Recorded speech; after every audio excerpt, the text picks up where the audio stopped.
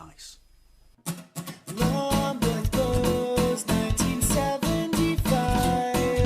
A YouTuber's on the rise. Reviewing games and sometimes friends. But Long Bros 1975.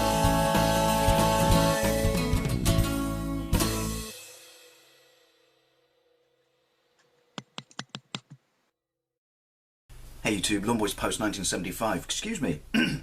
Right off the bat, my voice has failed me. There's a question down there. Is there a stigma to emulation? I got 2 PMs this week from a couple of people asking me what my thoughts are on emulation. Is it a good thing? Is it a bad thing? And to what extent do I use it? Because I've never made any secret of the fact that I emulate some of my stuff. It's an interesting topic because there's a couple of camps. It seems to be a Marmite question in one camp where some people have no problem with it, but some people are vehemently against it. You know, as always, taste is subjective, so, you know, if you disagree with me, that's cool, because otherwise we're all lemmings heading towards the cliff that is oblivion.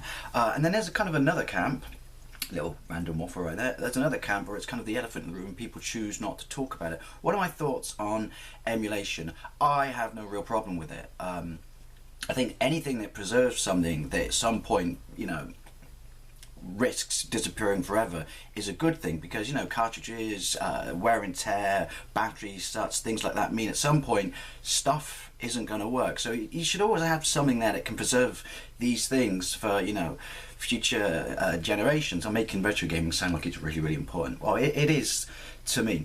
And then there's kind of there's lines in the sand, isn't it, which is, where does emulation start and end, you know? And by that I mean, because obviously you've got backwards compatibility. I've got a GameCube and I've got a Game Boy Advance player. I use Game Boy Advance on my GameCube, but then I still play GameCube games on my Wii because I get a better picture.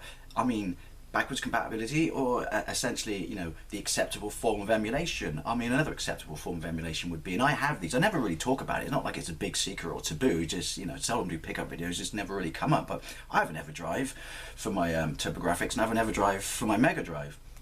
Nice little rhyme there.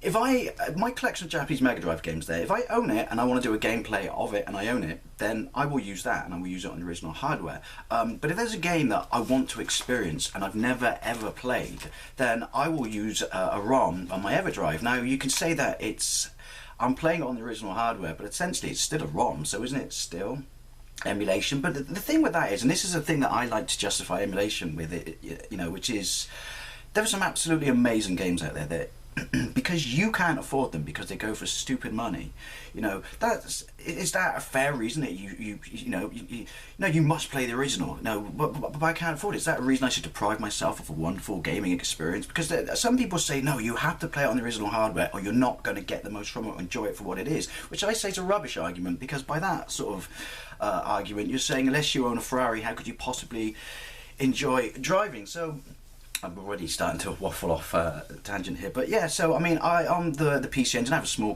decent collection of PC Engine games, but, you know, for most of my gameplays, I'll play it on the, you know, on my EverDrive. And then it's also the, you know, it's in an ideal world, it would be nice for me to buy every system I wanted and every game I wanted, but, you know, logistics dictate that A, I don't have the room, and B, I don't have deep pockets. You know, I don't have endless pockets.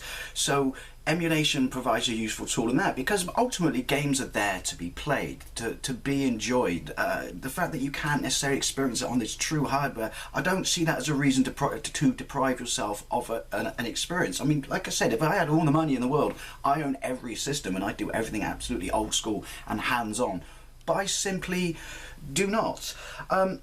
And also the thing with that is, there are systems that I would, you know, I still have on my radar, you know, I love to own in a heartbeat, such as, you know, a Neo Geo and things like that. And if I ever come across them, or lucky enough to come across them, I will buy them, I will add them to my collection. But then there are systems that I simply don't want to own. I don't want to own well, actually, I own a PAL SNES, but if I play SNES games, I emulate them because I don't want it to be 50 Hz, bordered, slow, and crap. I do eventually want to get a Super Famicom because I want to re-piece together my Japanese Super Famicom collection from when I was a kid, but I'm already getting off tangent. But my point is, there are systems I don't want to own. I've, absolutely no interest in owning whatsoever. But at the same time, I guarantee on all those systems that I do not want to own, there is a game I would kill to play, to be able to enjoy.